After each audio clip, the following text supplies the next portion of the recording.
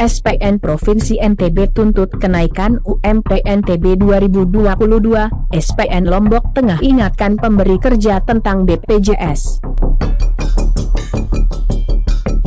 Mataram, Serikat Pekerja Nasional, SPN, Provinsi NTB meminta untuk upah minimum provinsi, UMP, pada tahun 2022 mendatang naik di kisaran 7-10%.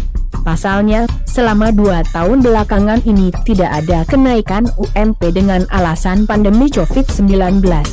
Sementara daerah lain ada yang menaikkan UMP walaupun hanya beberapa persen.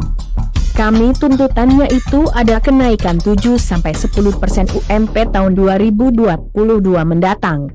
Kami juga tetap menginginkan diberlakukannya UMK atau upah minimum sektoral itu harus tetap diberlakukan, kata Ketua DPD SPN NTB, lalu Wira Sakti.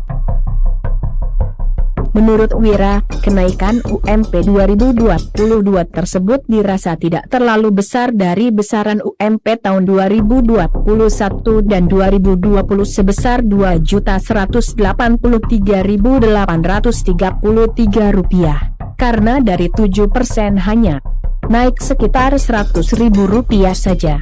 Artinya tidak membebankan para pengusaha, karena yang dituntut pekerja tidak banyak.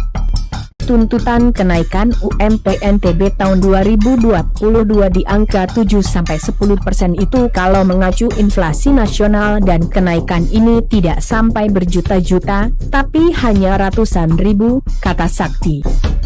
Dikatakan, meski sudah ditetapkan aturan UMP naik, namun masih banyak perusahaan justru tidak mengikuti aturan tersebut. Bahkan ada yang tidak membayarkan sesuai dengan aturan dibuat. Walaupun sudah ditetapkan UMP naik, tapi belum tentu semua pengusaha mau melaksanakan ketentuan UMP, katanya. Setidaknya kita punya payung hukum kalau memang nanti tidak dijalankan oleh perusahaan nakal, tegasnya. Kaitannya dengan perjanjian kerja bersama, PKB, tanpa harus menggunakan UU Cipta Kerja. Saat ini yang terpenting Serikat Pekerja sudah menyuarakan apa tuntutan dari para pekerja.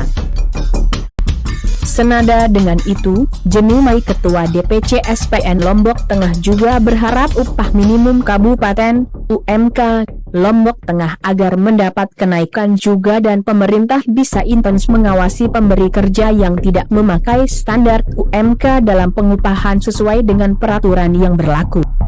Paling tidak tetap seperti sekarang, jangan sampai ada penurunan dibanding tahun 2020 dan 2021. Dan dimohon pemerintah lebih intens lagi mengawasi agar jangan ada pekerja yang mendapat gaji di bawah UMK, kata pria berambut gondrong itu.